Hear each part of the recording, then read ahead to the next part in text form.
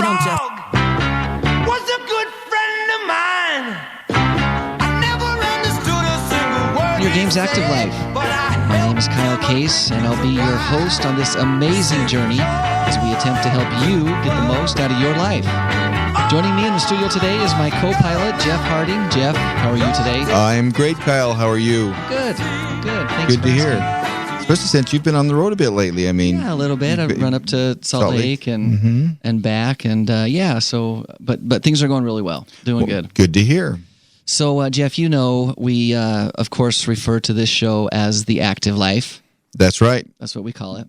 That is. And our end goal, we hope, is that we help people really, as I said, get the most out of their life and live an active and healthy life, especially as we age and, get into those golden years. And you do know the only way to get old is to age. Yes. That's just the way it works.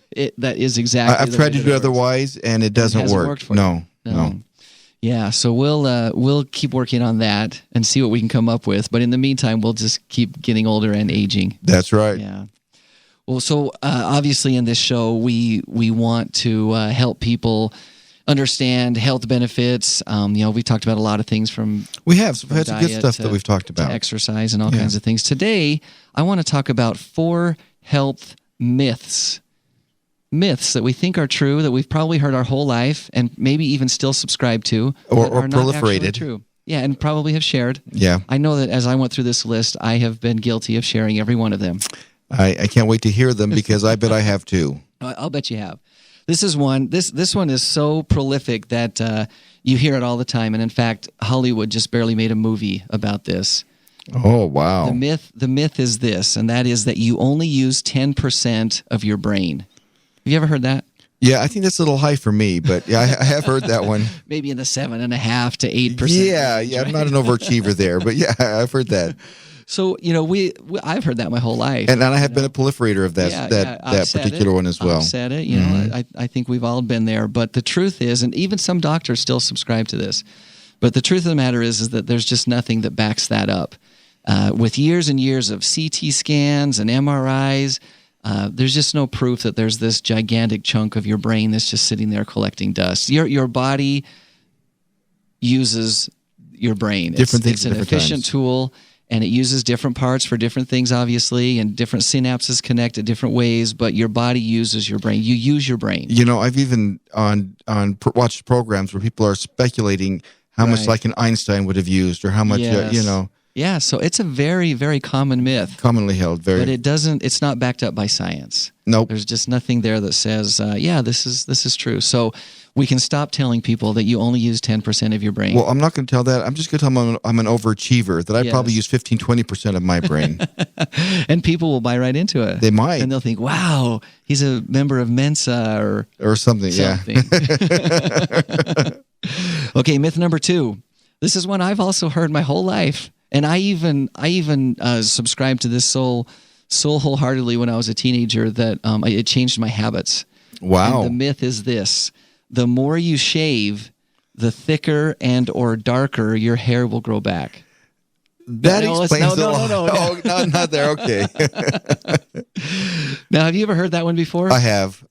It's not true. No. It's not true. Well, and I have baby fine hair, and as a kid, my dad was my barber, and if he had an attachment, it was just the one. So No, it's just not true. Even though we subscribe to it and share it, you were referring to my bald head, which of course I shave every day, which is a fashion statement. It doesn't come back thicker or blacker. It's just a fashion statement. Yeah, well, we'll go with that.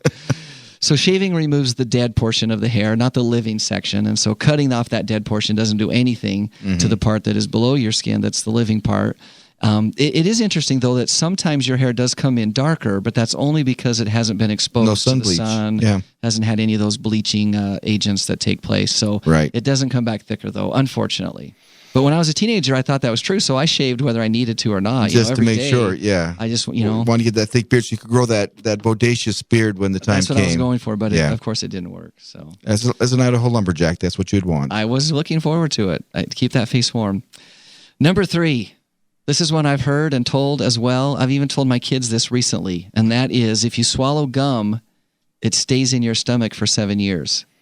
You've heard that one before. I have. I didn't ever really buy into it. I didn't see how it could. I mean, but I've told that to the grandkids to keep them and children from swallowing as an old wives' tale to keep them from swallowing the gum. Now, the one that I heard was a variation of that, and that is that if you swallow gum, it gets stuck and sticks around your heart, and then your heart will eventually stop beating. That's even more morbid. And well, it's horrible, and of course, it makes zero sense at all, and yet. There was a long period of my life when I believed that. Well, yeah, because, gum is chewy. So That's right. Where's it going to go? So that is not true. Your body takes care of gum in the same way that it takes care of everything. It moves it through your digestive system. Although your digestive enzymes don't work as well on chewing gum as some other things. Right. So if you were to chew a lot of gum and swallow a lot of gum, potentially it could clog up your intestines and things like that. Eventually, so it's not recommended. You should spit your gum out in a garbage can, not on the ground. Because then you step on it. Yes. No, I always step on it. Well, somebody steps on it. Anyone spits out their gum, I'm the one who steps in it. It's on the bottom of my shoe. You're a gum magnet, are you? I must be.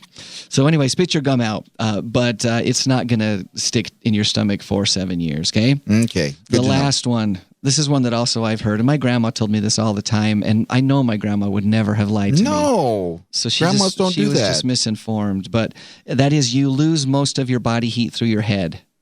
Have you heard that one before? Yeah. Yeah. In fact, I bought into that wholeheartedly. Yes. If I'm cold, put a hat on. Get warm. So here's the caveat. There is something to it. The fact is that you lose body heat through any part of your body that's uncovered. Okay. During the winter time, what's the part of your body that's oftentimes uncovered? Well, your head or your face. Head, right? Yeah. So technically, yes, during the winter, you're losing body heat through your head. But it's not that your head has this special venting system that only allows heat to come out of it. I have this clear mental image of my friend when I was 5 or 6, his father saying, if your feet are cold, put a hat on. Yeah. Now you know you should put socks on. Well, yeah. Well, duh.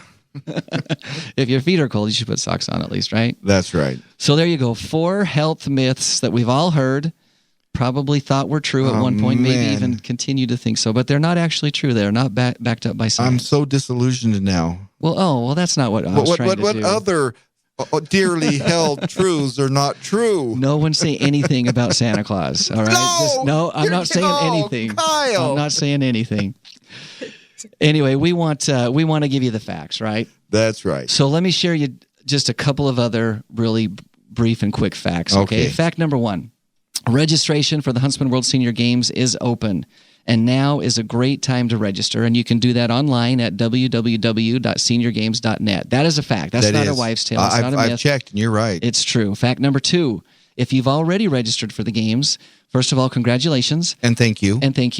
And now is a great time to invite a friend to register as well. That's right. And that is true. That's not a wives' tale. That's exactly right. That's true. Fact number 3, we have a very, very special guest in the studio with us today. Well, you know what? I already knew that because I could see her sitting there. Yes, and it is a fact, and we're excited. We have Kathie Thayne with us. How are you this afternoon, Kathie? I'm just great. Kyle, how are you? Well, I'm wonderful. Hi, Jeff. Hi, Kathie.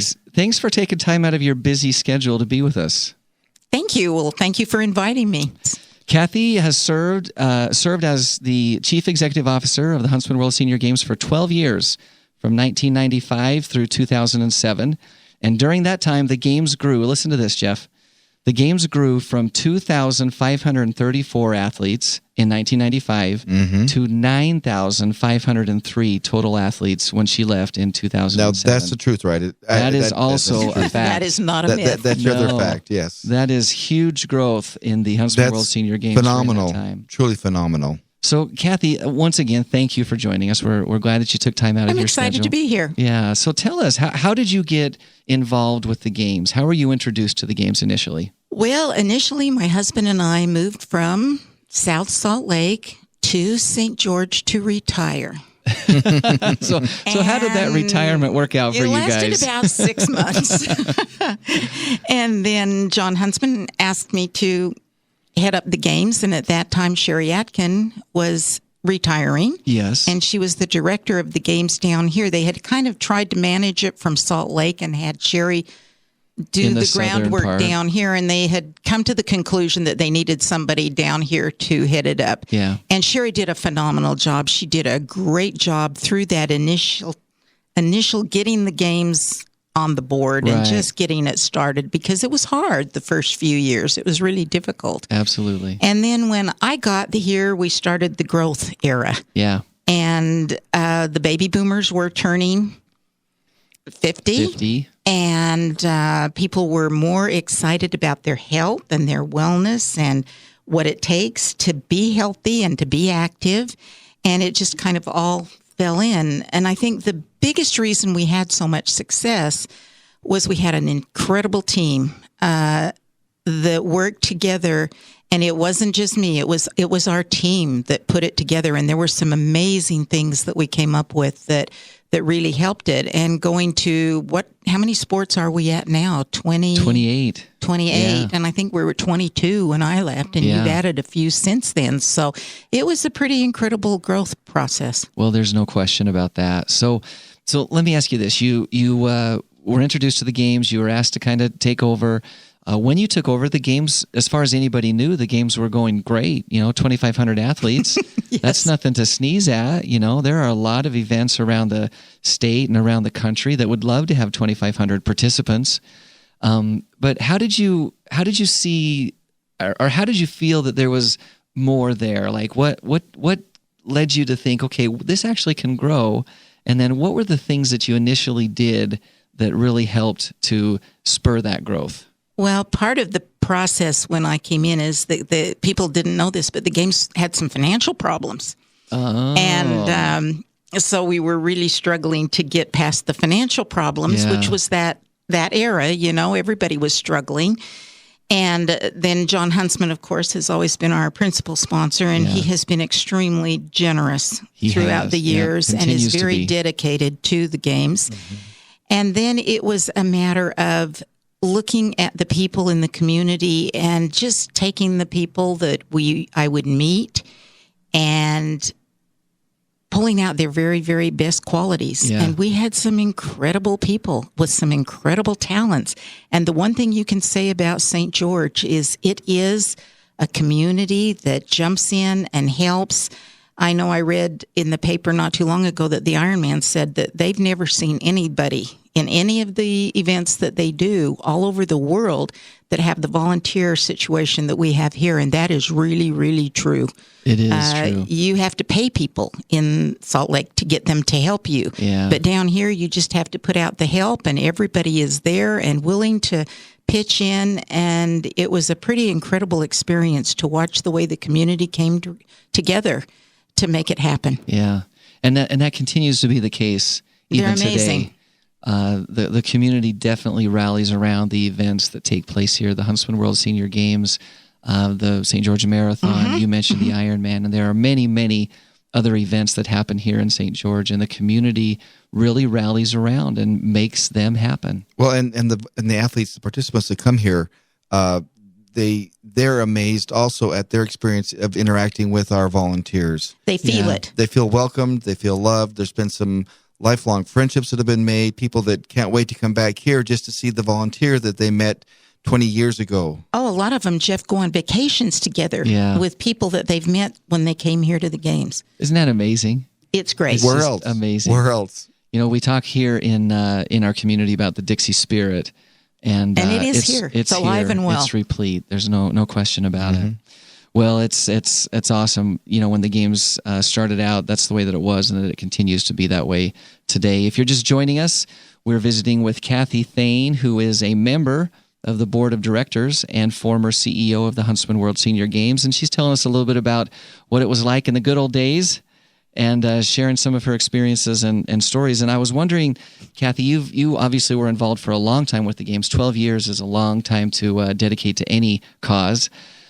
Share with us maybe your favorite memory that happened in that 12-year period. Oh, golly. There were many, I know there's lots of things. Friendships that were, it was the people, I think, the people you meet, because they become very dear to you. I think one of the really incredible memories was the opening ceremonies. We always would do the opening ceremonies at Huntsman Stadium. And like you well know, you are always mid-October panicked about the weather. Yes, I mean, people don't realize it, but you've got thousands and thousands of athletes and thousands of spectators coming to the open-air stadium, and you are panicked about the weather. Well, and you've invested in the show, too. There's dollars that go into that, too. So you really are worried about the weather. And so you're on the phone and you're looking at the sky the whole time, and it was raining all day. And so this one year we had to make the decision whether to call it or go for it. Yeah. And it's hard because you got sound systems and everything. Lighting. And it was tough, and it was just pouring. And we sat down and said, we're going for it. Yeah. So we went ahead and we came out of the dinner and then marched down, and it was raining, and got down there and people had umbrellas and everything. And then it just stopped, and the ceremonies went on. Yeah. And we had skydivers at that time. And so the skydivers came down, and it was wonderful, and everybody clapped, and it was a great experience. And after the show, it lasted an hour and 10 minutes. It started to pour. Wow. Within 2 minutes of after the fireworks, it started to pour. Wow. And the skydiver came up to me and he said, "Did you see that?" And I said, "See what?" He says, "It was amazing. When we were up there in the plane," he says, "there was a funnel over the stadium." And he says, "It was raining all the way around that stadium, but there was just a funnel that went right down to that stadium until it ended." And I thought, "Oh, thank you." I hadn't heard that story. That's impressive. It was great. That's it was amazing. really... Well, just as a follow-up to that, of all the guests that you've brought in for the opening ceremonies, was there one were there any that really stood out in your mind as being just exceptional and fun and just really exciting? Somebody that you were just so pleased to meet? Oh, we had some great celebrities, and every single one of them, I can't think of a one that was a problem. I remember Joe Namath almost falling off his seat while he was watching the Primetimers perform at 2 o'clock because he was just having the best old time. And I guess Carl Malone came down one year on the Huntsman plane, and I come up to about Carl's waist. On a good Carl day. at that time was noted for being rather outspoken. And a little only bit, for that time? He was only noted? At that time, it was really, he wasn't, But it's okay because he kind of no filter. he referred to himself in third person, so it wasn't like he was actually saying it. It was, and so I was really concerned because John Huntsman was there, and I wanted everything to be just perfect. You want to leave a good impression, Yeah, right? so I kept saying, "Okay, now, Carl, this is what you do, and this is what you do, and now when you're running the torch, this is the way you go." And he and I were walking along the track, and I'm saying, "Okay, now you go this far, and then you do this." And he finally looked at me and reached down and patted me on the head, and he says, "It's okay, honey, I'll do you proud." And he did. He was an absolute gentleman, and he did us proud. Wow, That's that's funny. So one of the hallmarks of the opening ceremonies has always been the guest speaker. And as you said, there have been some amazing, amazing guests over the years. You mentioned Joe Namath and Carl Malone. We've had Olympians. Talk a little bit about Jackie Joyner-Kersee and Florence Griffith Joyner. Okay, let's talk about FloJo first. She and Al became good friends because they'd been there since I had been there 2 times. Yeah. And they were coming back for the 3rd time. And the second time that they were there, Al is just a kick. And FloJo is by far probably the most beautiful person I have ever seen. Yeah. She is just drop dead gorgeous. Yeah. And then, of course, the third year she was scheduled to come, FloJo passed away Unexpectedly. about a week before the games. And it was really, really difficult because at that time we had gotten to know them, and they were really friends and really supportive. And they had a little girl, and I didn't expect them to come, but I remember that Al brought their daughter, and she ran the torch for her mother. Is that year. right? Oh, And how it was touching. a tearjerker. I'll It was bet. absolutely one of those really inspirational things. For sure. For sure. That's awesome. Thank you for sharing that story. That's an amazing experience. It was neat. It was really a heartfelt story. Yeah. Yeah. So over the 12 years that you were with the games, you had obviously just an incredible amount of success, and that's great. What was maybe one of the biggest challenges that you were met with and that you overcame? I think the hardest challenge, and I know you face this too, is you worry about your athletes being seniors and being really, really active. You worry about their health and their well-being. Yeah. And